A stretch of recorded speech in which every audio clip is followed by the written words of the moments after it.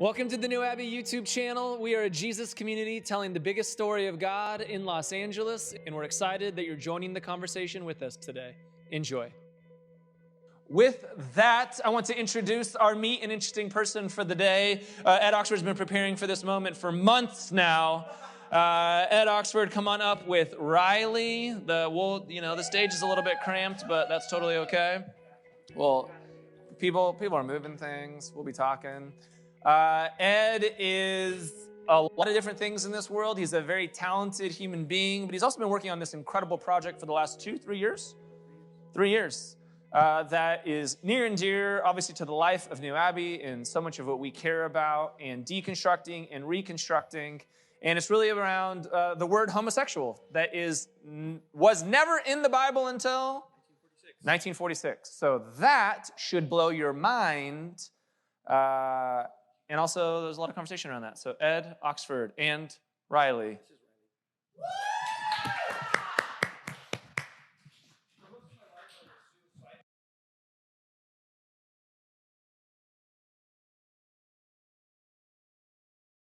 Oh, are we okay? Good. Okay. For most of my life, I was suicidal because the LGBT part of me and the Christian part of me did not come together very well. So as a result, I went through a lot of depression. And then, long story short, one day I ended up at a Kathy Baldock seminar and learned that the word homosexual was not in the Bible until 1946. And having gone to seminary, I didn't know that. So I wanted to know, because inquiring minds want to know, how did the word homosexual get in the Bible? Why not until 1946? What was there before? Who put the word there? Why did they do it? Are they aware of what damage took place after that time?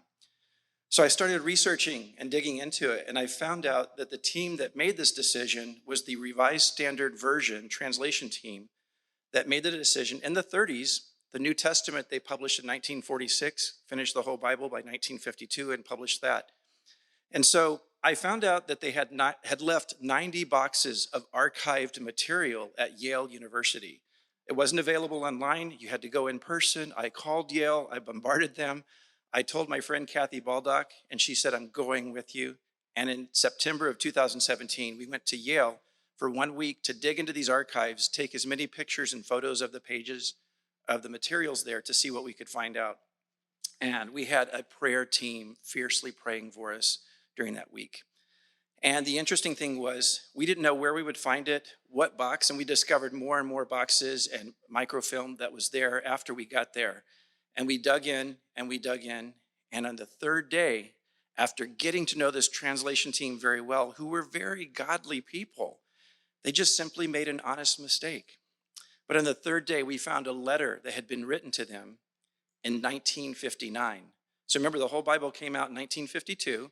So 1959, 7 years later, they get this letter that challenges their thinking on inserting the word homosexual into any Bible throughout history in any language. And this letter was a 3-page single-space typed letter with an appendix attached that gave a lot of information. Sorry.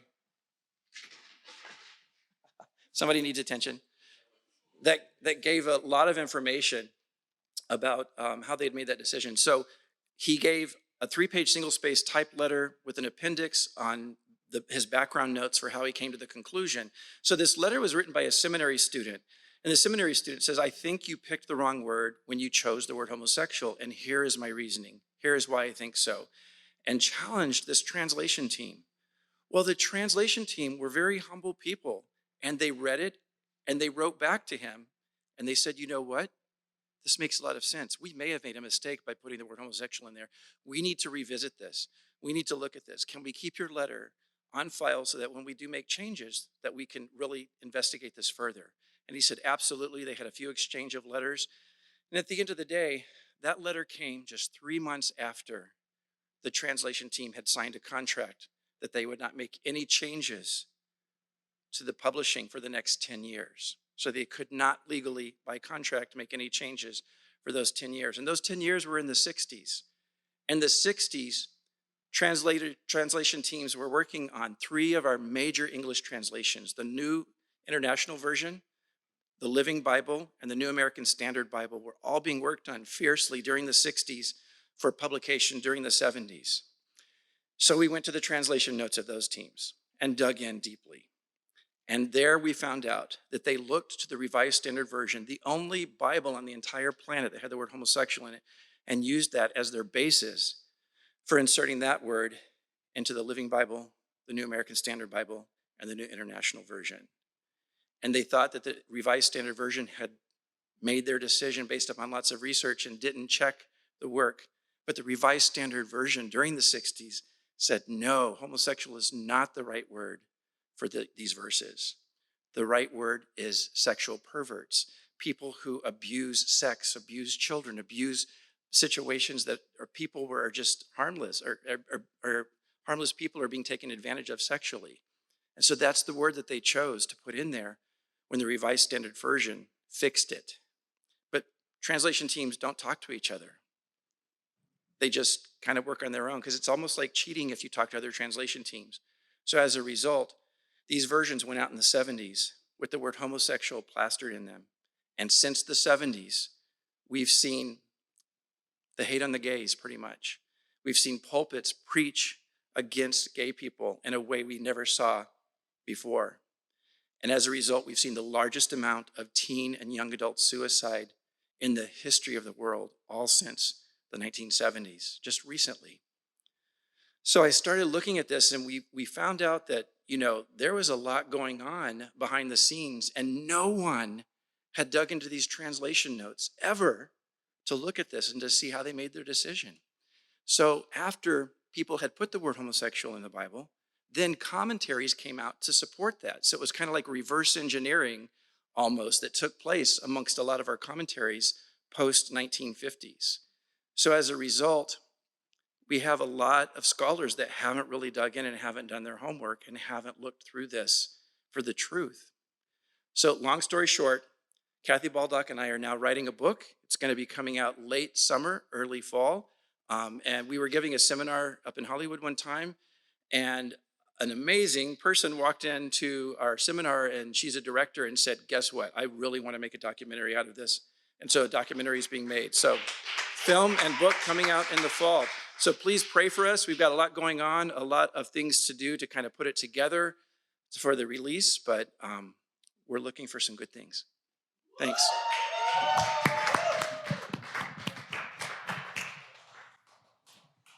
Obviously, there's incredible implications about everything that Ed just shared, that for 1900 plus years of Christian tradition, the word homosexual was never in Christian scriptures. And that we have a horrible game of telephone that's taken place and some dominoes that were pushed over, where for the last 70 years of modern culture and information spreading and fundamentalist preachers in America, that the LGBTQ community has suffered incredibly. Human beings taking their own lives because they can't reconcile, or have been told that they can't reconcile being both gay and Christian. And the power of what Ed is doing and Kathy Baldock and this documentary and books that are coming out is that we're deconstructing something incredibly important and reconstructing something else so that people can find freedom. And what I love about our community is that everybody actually, whether you're in the LGBTQ community or you're straight or wherever you find yourself on some spectrum, is that we're creating a different experience where we already know that to be true. That the research is now confirming what we've always known and who we've always believed God to be. That we are a community that accepts all people. That we're a community that believes that every single human being is made in the image of God. And that some scholarship made some incredibly terrible mistakes 70 years ago. But we're going to change some of those things. There's going to be a better future. There's going to be a world where kids don't have to come out. There's going to be a world where we accept all people for who they are, where everybody can know that they are loved, that they are children, and that they are pleased by God. So thank you, Ed, for that. That's incredibly powerful and good timing for you to be here today. I appreciate that so much. We're a community that believes in conversation. I say it all the time that I don't think that a church is about a pastor. I don't think a church is about who's playing music. I think the most uninteresting questions that I hear are, how big is the thing? And what I really believe in is, what is a community? Who are we? Are we people that love one another? Are we kind? Are we engaged in justice? Do we live generously? Are we changing the world? Do we not just have a set of beliefs, but are we practicing a way of being in this world that transforms and brings healing to others? And we do that through the experience of one another.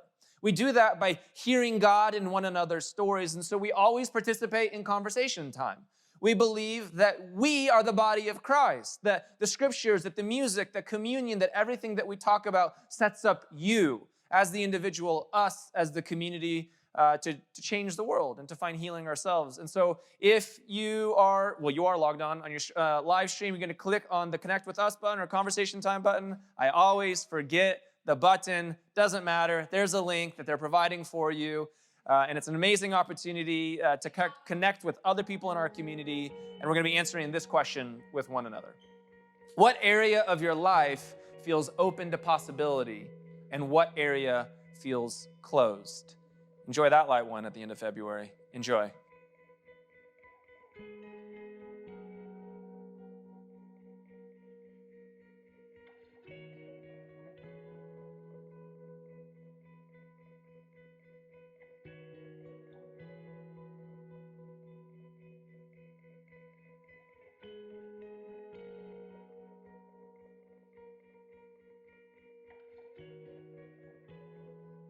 Welcome back, New Abbey, from your conversation time.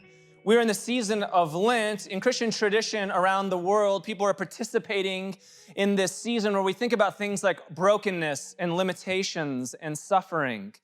And I grew up in an evangelical tradition where we didn't talk about Lent all that much because so much of the tradition I grew up in was based on my ability to have certitude, or that faith was really my capacity to understand absolute truth.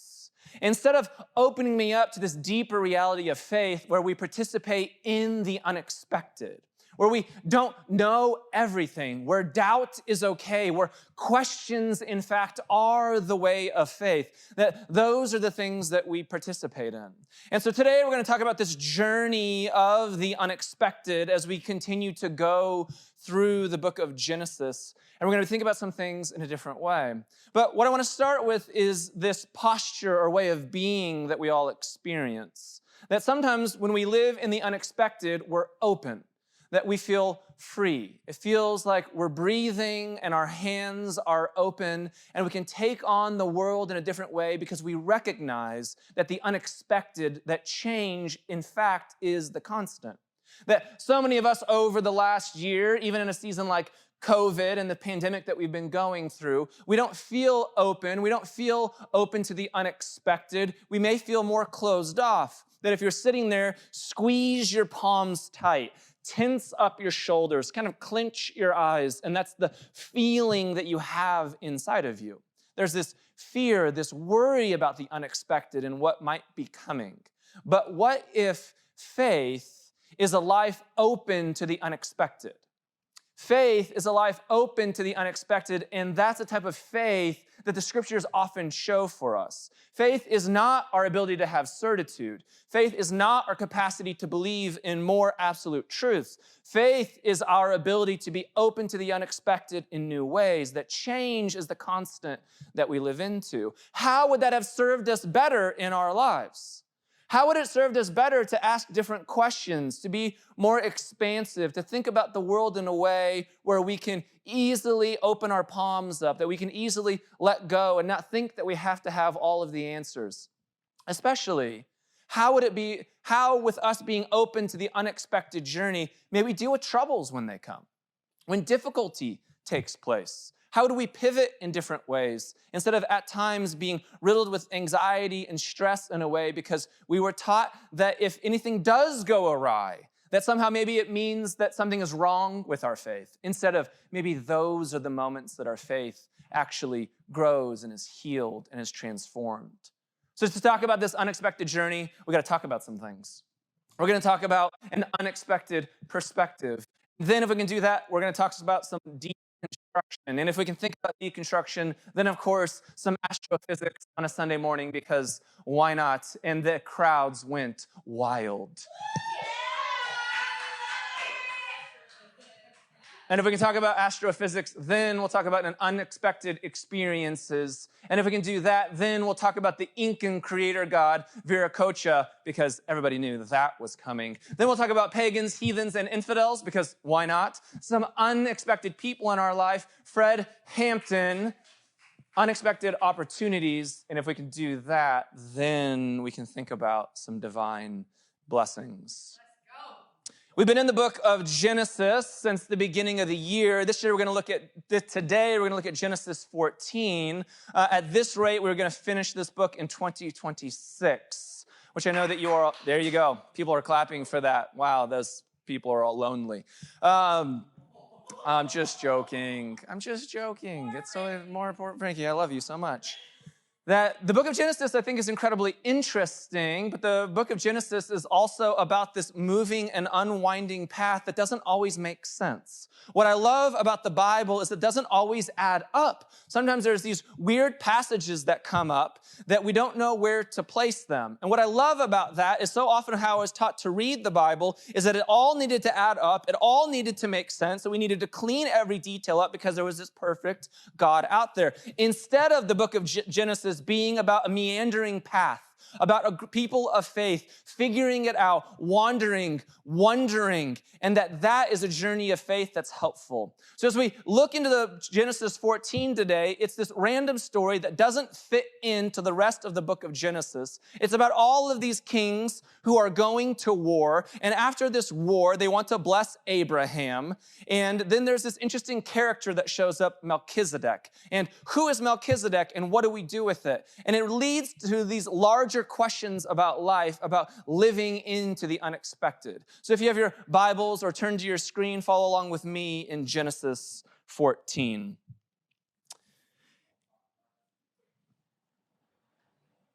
After Abram returned from defeating, the word K there, and the kings allied with him. Come on, that's a tough word, right?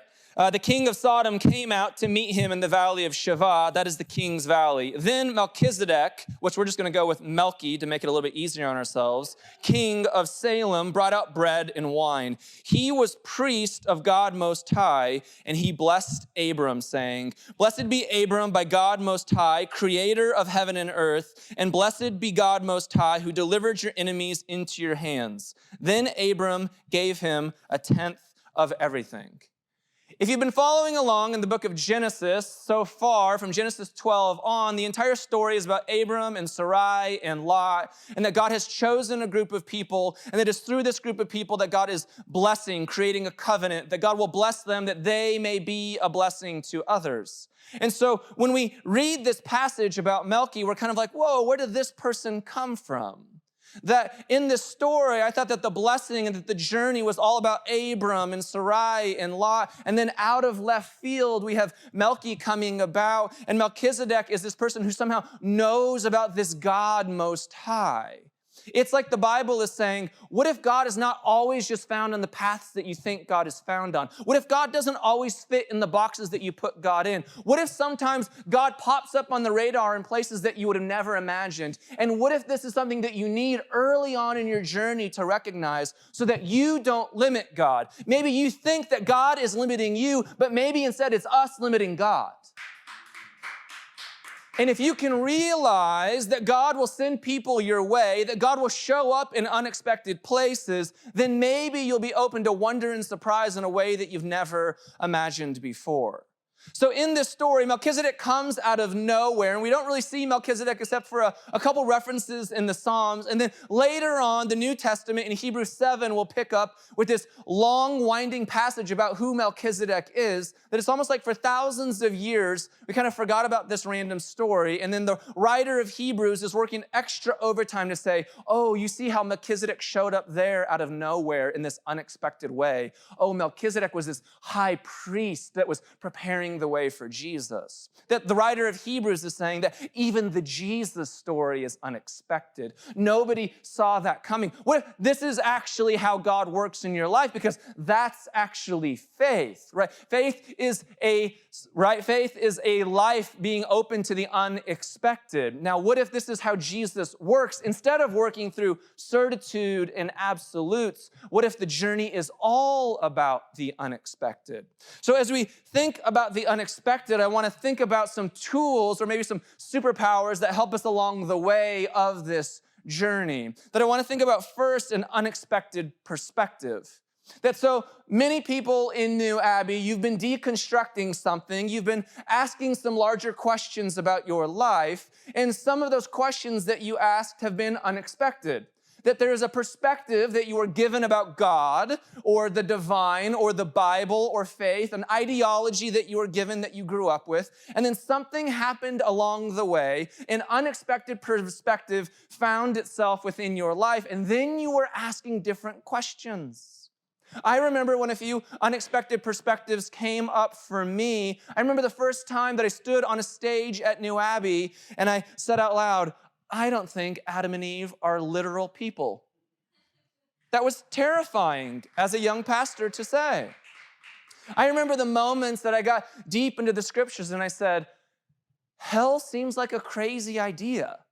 And then you get into some work and you go through the history of hell and you realize, oh, maybe we've been telling people that they're burning in some place of eternal damnation, but what if that's not actually what the scriptures are saying? What if that actually doesn't fit into Christian tradition? What if that was a political tool that was used in the Middle Ages to punish your enemies? And what if this isn't who God is?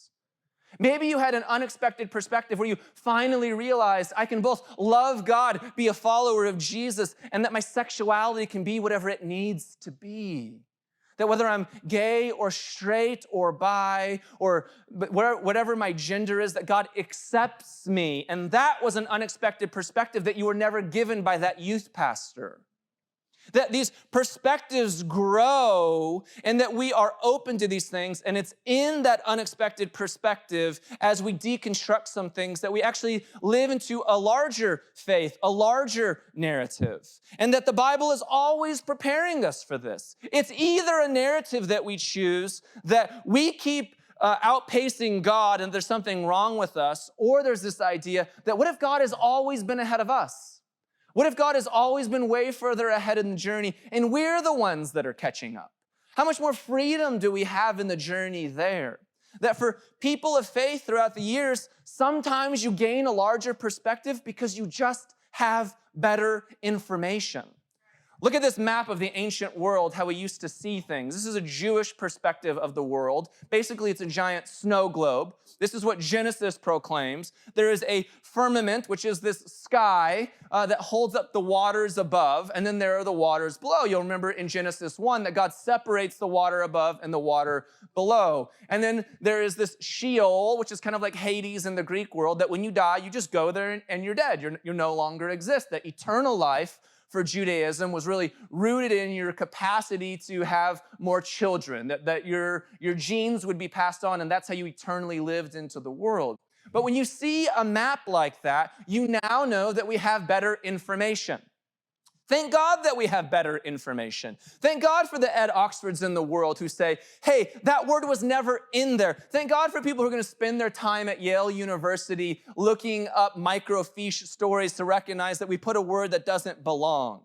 That we live in 2021. We're going to continue to have larger information and larger perspectives of the world. That even 500 years ago, Galileo Galilei was trying to tell the church in Italy that the earth is not at the center of the universe, that we live in a heliocentric view of our solar system, that the sun is at the center and that the earth is circling around that. And that at the time was a massive shift in perspective. It was an unexpected perspective that came out of nowhere, but it's changed the way that we see the world. And now when we see the world, we have even better information. That astrophysics tells us that we don't live in just a heliocentric view of the universe, that something much crazier is going on. Check out this video.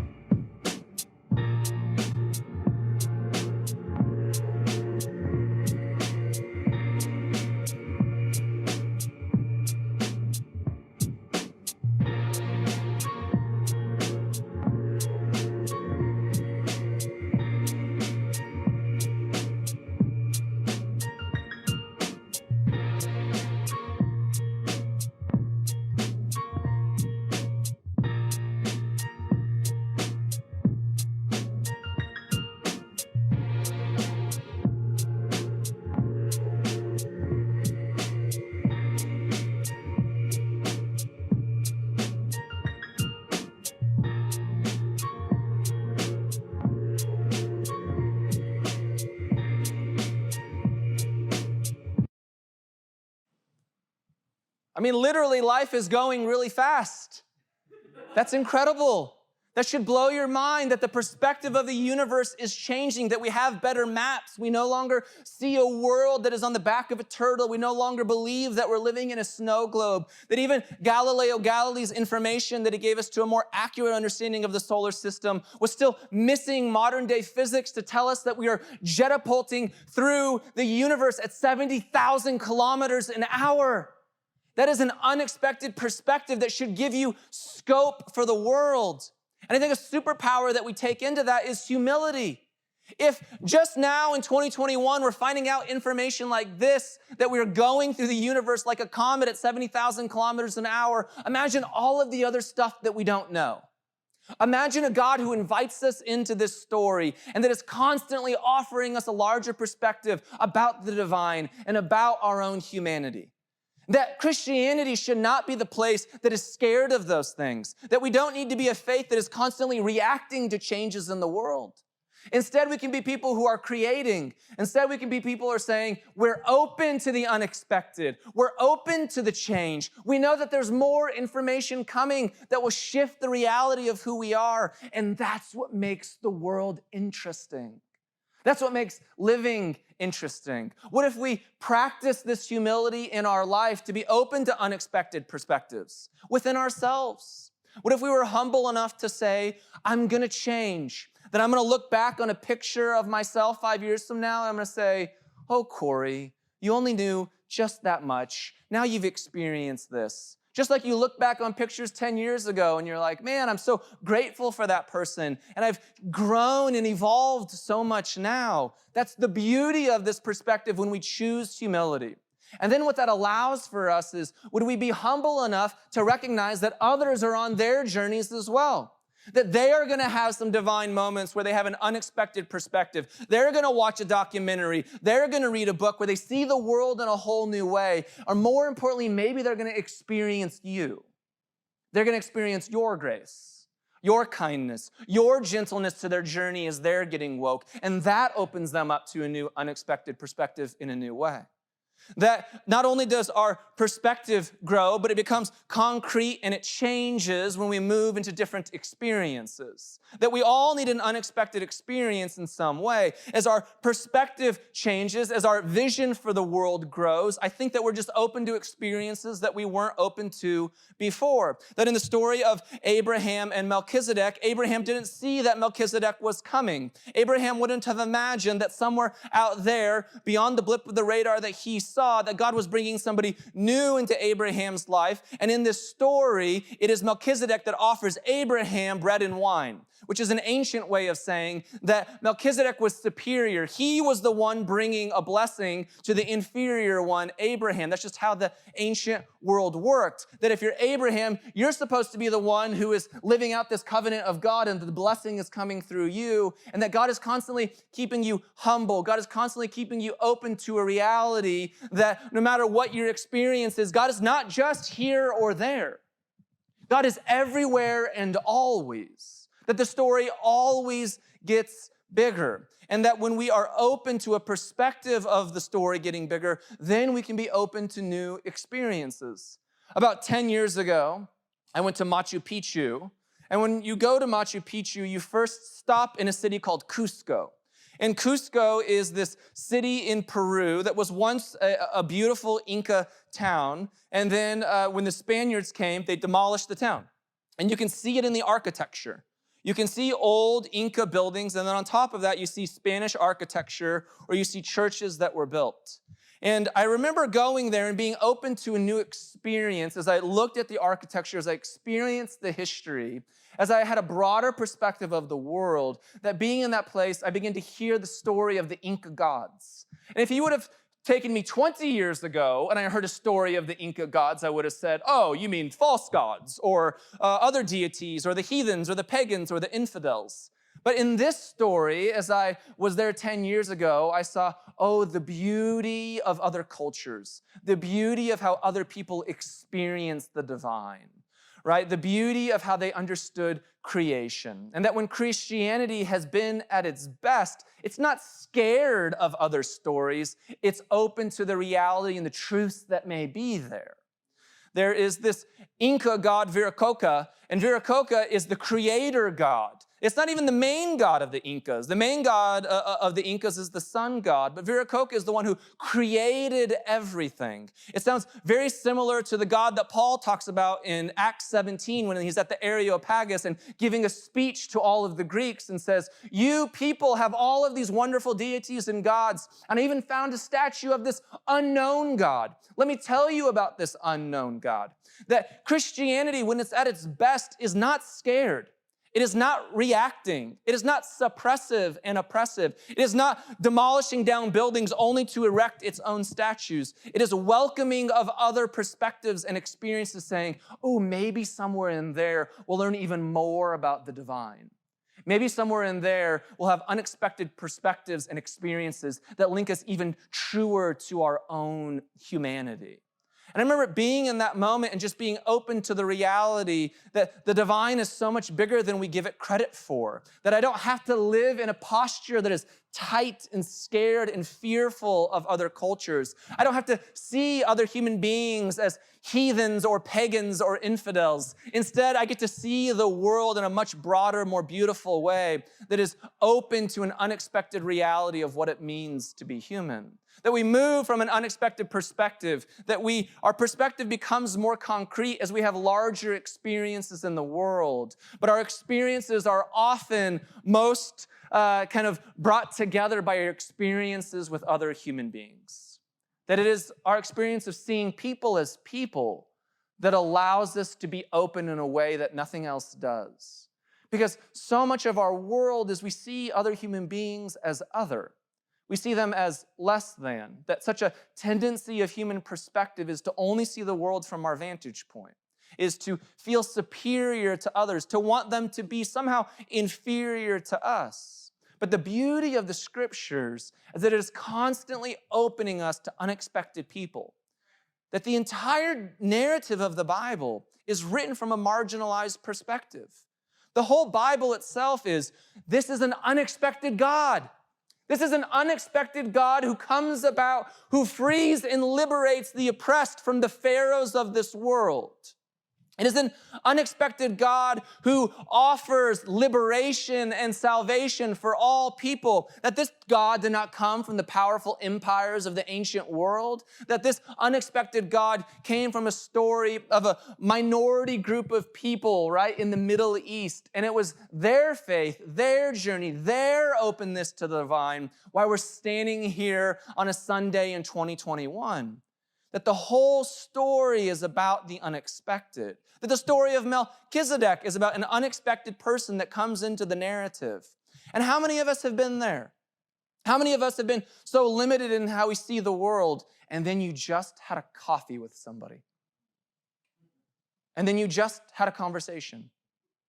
How many of you have been just so angry at somebody and you had that unhad conversation that was playing in your head again and again and again and again, and you had all these things that you were going to say to them, and you just sat down for dinner and you're like, oh, you have a perspective as well. Oh, I would have been much bolder if I would have written that in an email, but now that I see you face to face, you give me a whole different reality and perspective and experience on who I am and what the situation was like. The beauty of the internet is that we no longer have people halfway across the world who are somehow evil or bad or their other faiths or other traditions, is that we have social media and we have the beauty of seeing faces of human beings and their experiences in a way that we've never had before in the history of humanity. And what we realize is we're all in this thing together. We're all a part of the divine image, that we need all 8 billion of us to fully reveal the light and the goodness of who God is. That when we open ourselves to greater perspectives, that when we lean into experiences that we would never thought we would have had before, then we begin to see human beings as human beings. There's a reason that the Bible is riddled with prophets. Prophets are the people who are the unexpected.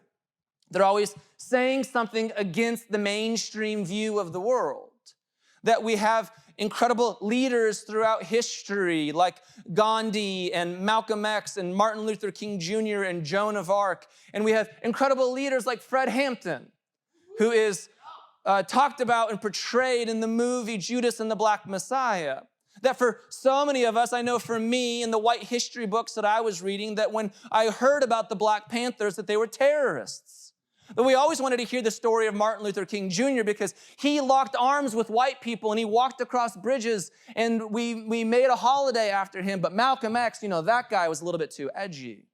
Until you hear the story of a Fred Hampton and that the crazy things that he was doing in the world was feeding children, educating them, building hospitals, saying no to the power structures at whatever means possible so that every Black child would know that they are valued and cared for. And then even more than that, the prophets of this world, these unexpected people that pop up like Fred Hampton's, build this beautiful rainbow coalition that invited all people into it, recognizing what could we do together that we couldn't do apart. And there's all these people that come up in our lives, and the question for you is, are you getting curious about these people in your life? That if the superpower for perspective is humility, the superpower for an unexpected people in our life is curiosity. That whenever you experience that moment where you feel the tension rise in you, when you feel yourself beginning to become closed off, whether that's a loved one or that person that you caricaturize on social media, what would it look like to sit across from a coffee with them? What would it look like to get curious about their life? What would it look like to ask deeper questions? Because wouldn't you want the same thing to happen to you? That we need these superpowers in a different way. We need to take humility into our lives, that when we have greater experiences, we should be open to wonder and awe instead of closing ourselves off, believing that the world is somehow limited. That when we experience unexpected people who come our way, do we close ourselves to them or do we open ourselves to curiosity and who they might be? I think the power of Genesis 14 is that it opens us up to the unexpected. That a priest of the Most High God comes out of nowhere. Imagine where the divine is showing up in your life right now when we can't see it. Imagine where the divine is popping up and asking questions. I love our community so much. I love the deconstruction that's taking place. I love when people tell me stories, and these are just 3 that I've heard in the last few weeks, where people talk about, I don't know what I believe about prayer right now, but man, I got these amazing crystals. Beautiful. I don't know what I believe about God right now, but I've been doing tarot cards. Okay, you're trying some things. Someone told me that they went to a shaman to understand their ancestral heritage. What I hear there is an openness to the divine, an openness of saying, this thing has hurt me and wounded me, and I'm trying to find some other perspectives and experiences. And what I would say to a community like ours is, what if God is still found in the scriptures? What if God is still found in Christian tradition? What if God is still there in the quiet whisper of a prayer? What if the divine wants to show up in your life in unexpected ways? What if the divine, even right now, is whispering to you, I've never left. I've always been here. As you explore new paths, as you open yourself up to new perspectives, as you have new experiences in your life, as you're open to the beauty and diversity of unexpected people, would you also be open to the unexpected opportunities that the divine is bringing you? That God is always there, that God is constantly showing up because God has never left. We've used this in New Abbey so many times, but when Moses saw the burning bush, the rabbis say it's not that the bush started burning, it's that the bush was always burning and Moses finally had eyes to see it. What if God, what if the divine, what if Jesus has always been around you? And maybe today in some fresh way, you gain a broader perspective because you're open to some humility about what you don't know and who you might become. What if today you're open to the unexpected, that the divine will show up because you're open to unexpected experiences that might take place, and that you're going to open and bring yourself to some superpowers like wonder and awe? What if today you're open to the unexpected reality that the divine is already in your life because you're going to be open to unexpected people telling you broader narratives about what it means to be human? What if you're going to get curious with yourself and curious with who they are, and this is going to be a superpower that you take into the world? What if we choose things like humility and wonder and curiosity instead of cynicism, instead of sarcasm, instead of anger, instead of fear? What if these are the things that lead us further down an unexpected journey and path of faith? Maybe, just maybe, today is a day where God is already showing up, already whispering, always reminding you that you've always been loved. You've always been a child of this God, and that God's always been pleased with you. We're going to jump back into those groups with one another, and we're going to answer this question. What's one superpower you can utilize this week to be open to the unexpected? Enjoy.